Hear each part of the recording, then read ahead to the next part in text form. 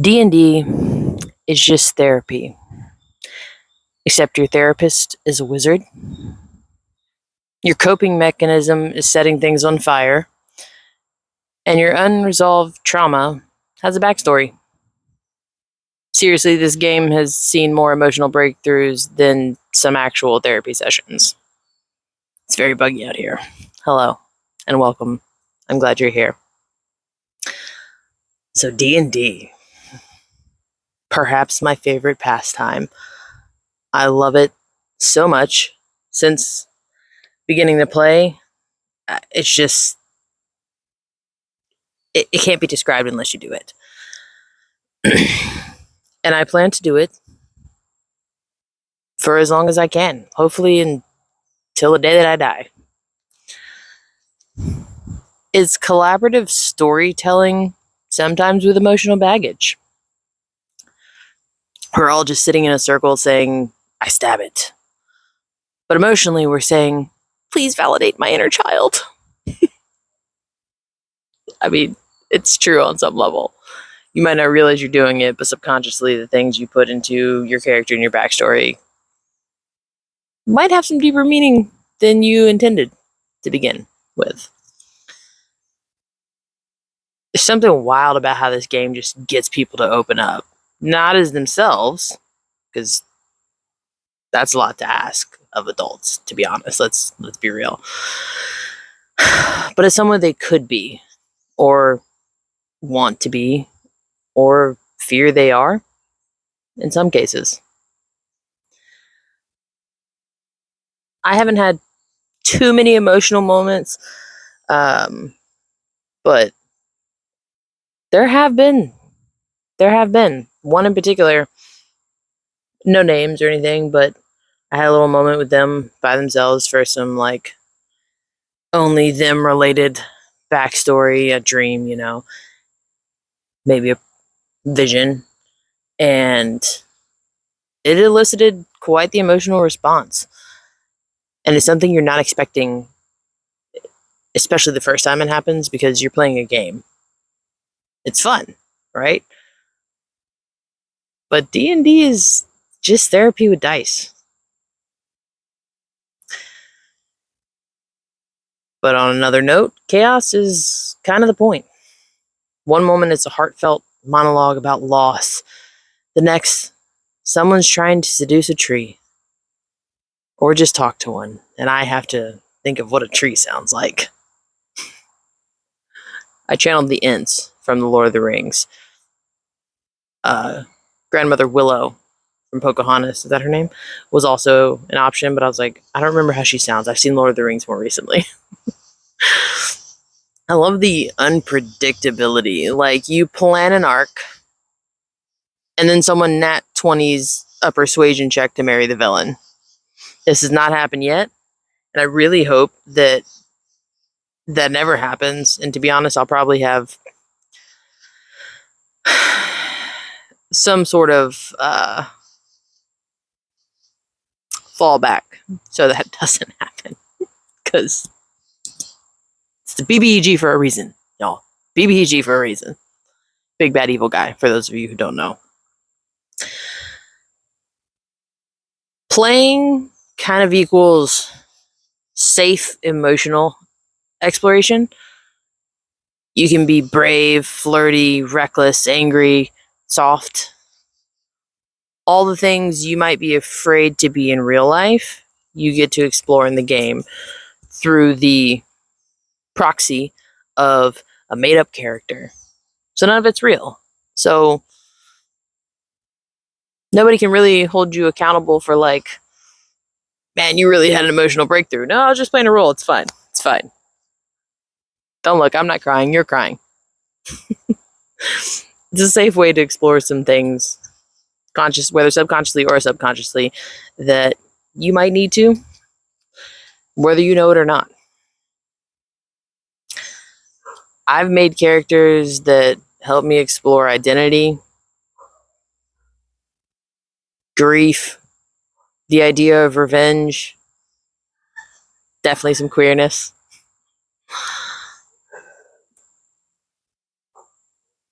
There's a dog. I don't know if y'all can hear that. But yeah, it's a safe way to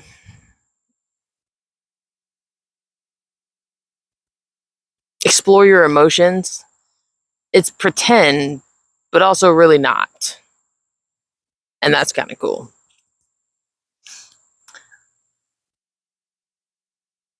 Some could say DMing is the best seat in the house, because some could argue it's not. Some would argue it's the worst.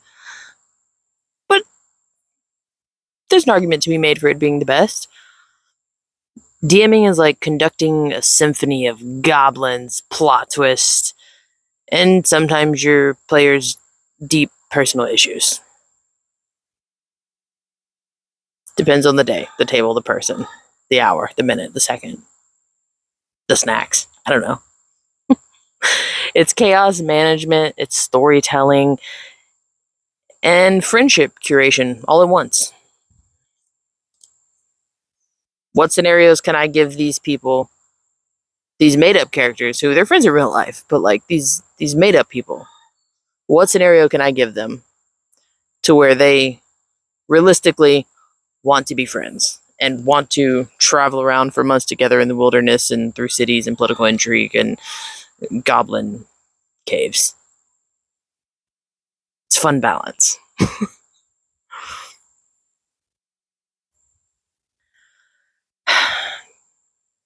I've had many moments I've enjoyed DMing. Some I can't get into here in case my players watch this video and I don't want to give them spoilers for some things that might have been really going on in certain situations. But I will say, one of my favorite moments so far, I'll give you two. So one, they're fighting a dragon. It is not looking good. It's very not looking good. They're not the appropriate level to be doing this. And, oh man, it's a dragon. They're going down left and right. They're getting each other back up. It's utter chaos. And one of them successfully got around the field like the whole time, dodging. She finally goes down. It was like, I think it came down to one of them up. There could have been two people up. There might have been two people up, but barely. Like one had one health point because they rolled like a nat 20 on their death save. But there's just one person up with a bow. And she fires her shot. Sure enough, it was enough she needed to take that dragon down. The entire table erupted in woos and cheers, and they were so happy to take this dragon down. And it was a very punishing fight, but it was so satisfying, like seeing them get through it and celebrate. 10 out of 10. It was great. Another time, and this is where the chaos comes in, they were in a shop. She wanted, one of them was looking around for a Pearl of Power. Extra spell slot. Not important. She wanted this ring. And they did not have the money for it because it was expensive, understandably. And one of them, in broad daylight, the door is right behind the shopkeeper. He gets barely distracted by another player. This player rolls an 18 for a total of 25, and I set the DC high. The DC was 25. She rolls an 18, gets a 25 to sneak around this guy and get into the back room. Rolls an investigation check. She finds the ring, swallows it, and then rolls another 25 to get back out. Like, you know what? You can have the ring at this point. You earned this. You earned this. 15 out of 10 on the comedy scale. She had to get the ring back later after eating it. We won't go into that. Sorry, my phone. My watch, but my phone. Yeah, those are some highlights. And really, I feel like those are both good examples of, like, it's the people that matter. The dice matter. The story matters. But people are what make D&D magical. It's not the spells, it's not the dragons, it's not the getting a 25 at like level 6 on sneak to steal a ring. It's the people themselves that make D&D magical.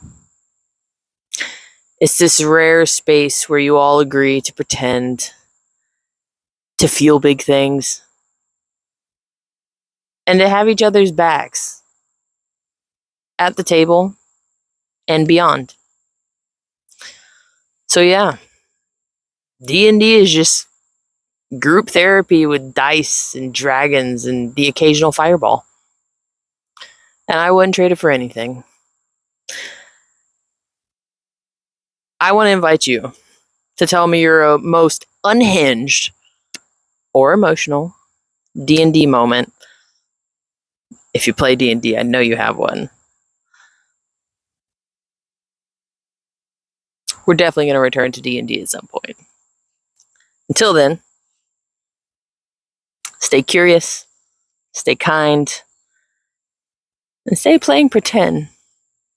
It's good for you.